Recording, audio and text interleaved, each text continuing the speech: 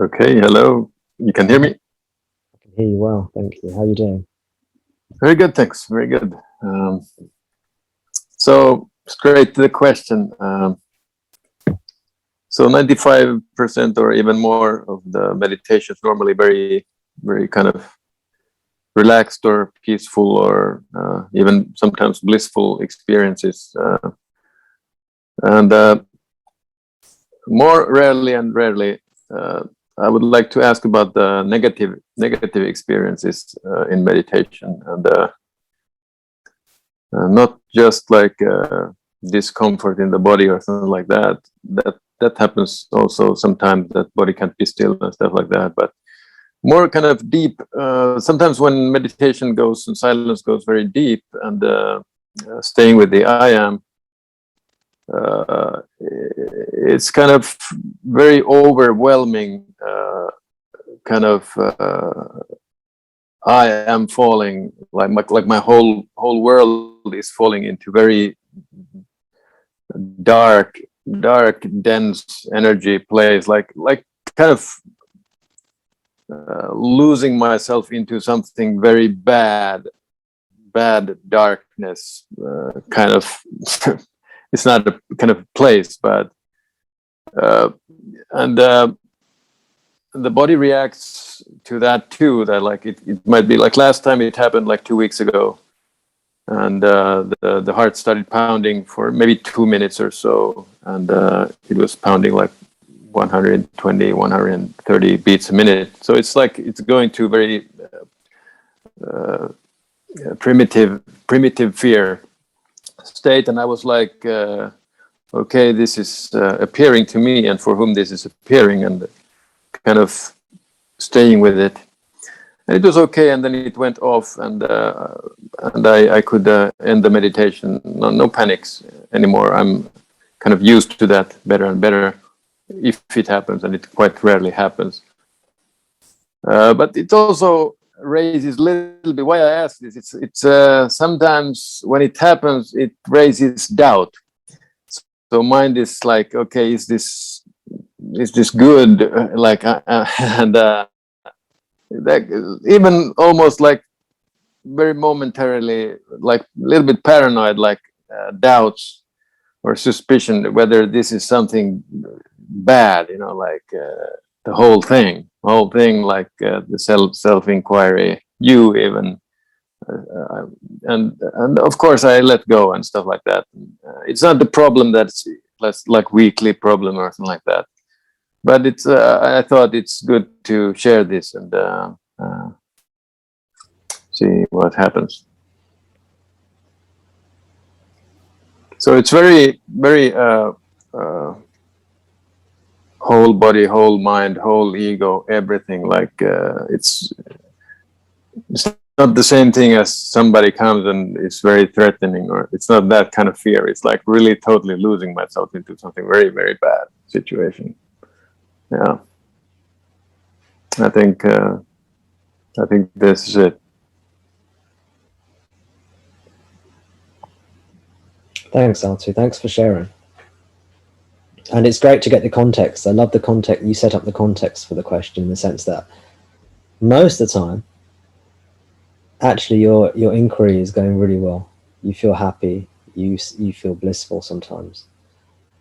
And this is coming up every now and again. Not very often, but sometimes this occurs, and you wanted to share that. So that's a good context.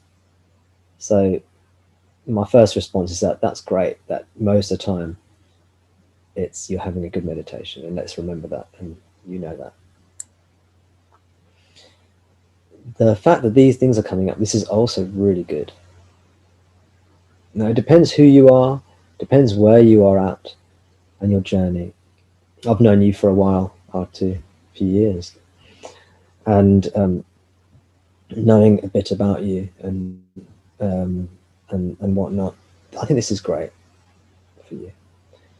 And you're spot on. I think you said this is primal fear. This is something very primal. You said, and then you said, I think you said primal fear. I think this is right. This is a deep layer of your conditioning, deep layer of your psyche that's been holding on to these deep aspects of fear. And as you say, it's not like, someone threatening looking has come up to you and is threatening you slightly, and you're a bit afraid. No, this is like total whole body fear, whole mind fear, whole being fear. And this tells me this is probably a deep, deep fear in your psyche. Psyche means psychology. Yeah. So it's probably been imprinted into you at a very young age or early childhood, something like that, early life experience. It might have been imprinted into you in a non-verbal way, in a way that you weren't able to verbally process at the time. Perhaps it was too intense for you to process, or perhaps you didn't have the verbal skills, the cognitive skills to think it through at the time. So this is now arising, and you know what to do already. You know what to do already. You're doing it. You just got to carry on doing what you're doing. The doubt will come in. This is the way the ego works. It sows seeds of doubt by thought through thought. You have to cling to the guru and cling to his teachings. Cling to Ramana. Cling to his teachings he's given to us. Have faith in him. We know he doesn't deceive us. I don't deceive you. Have faith in what I say to you. Have faith in the teachings. When a doubt comes, you have to say, to whom does a doubt occur? And go back to the subject. But when these feelings of fear come up, you're doing the right thing. Don't be afraid of them. I know everything in you is saying I'm afraid. But it's okay. And I know it's not easy. Because when it's there, it's easy for me to say now, don't be afraid. But I've been through something similar to what you've been through. I remember what it's like. I mean, I had my own version of what you're going through. I remember what it's like. I remember the fear. And it's easy when you're not afraid to say, oh, don't be afraid. But when you are afraid, it feels absolutely horrible. And it feels scary, and you don't feel like you can cope. That's the nature of fear. That's the nature of panic and negative feelings. That's what fear is intended to do, by the way. That the emotion of fear that we feel is intended to make us feel extremely uncomfortable and feel like we need to run away. That is the biological purpose of fear. So when we're approaching a danger, we don't keep on going towards it. We run away or fight. Do you like my fighting stance though? I need to work on that, I think. So as much as you can, realize there is no actual threat. Nothing bad is actually going to happen. You are the self. Have faith in that. There is actually nothing to fear. But these feelings are overwhelming, and they are probably representing an early life experience, the fear that's been laid down. So why did I say this is good? This is great because you've dug down to that level, that deep level of your psyche, and you're experiencing that primal level. It shows how far you've journeyed.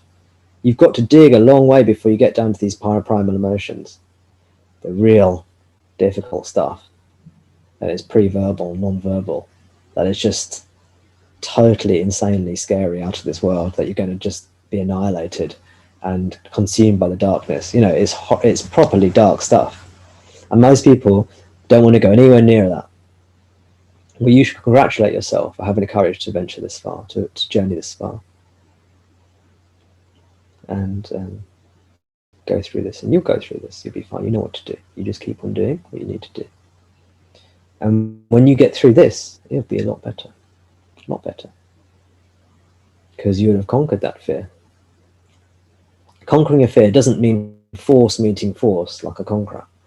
It means the fear is allowed to arise up, be felt, be experienced. The fear is allowed to be experienced in the absence, without you being afraid of feeling the fear.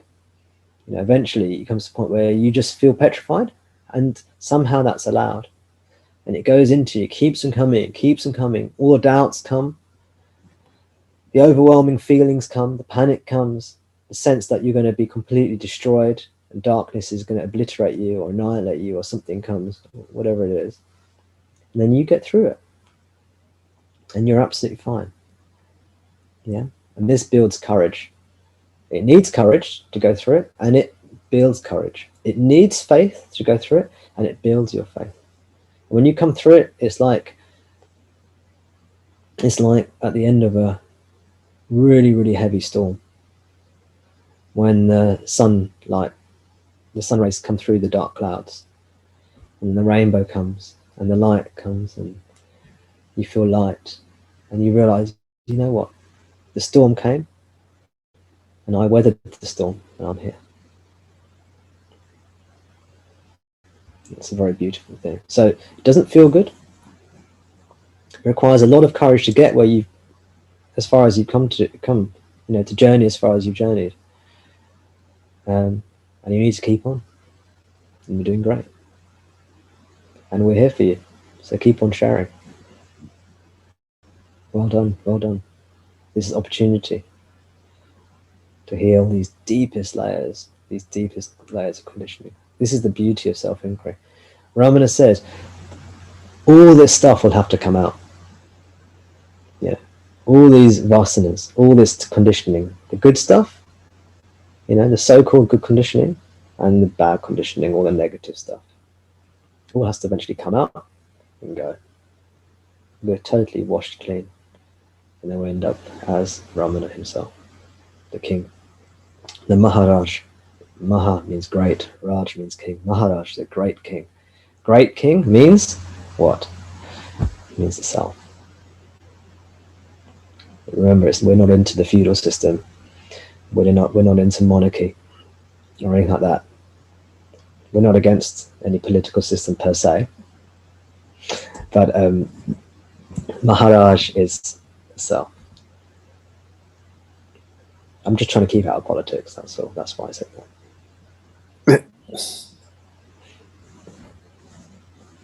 What do you think, Artu?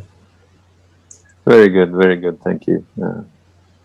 Yeah, thank you so much. And I just want to say it's very, very good to come back. This is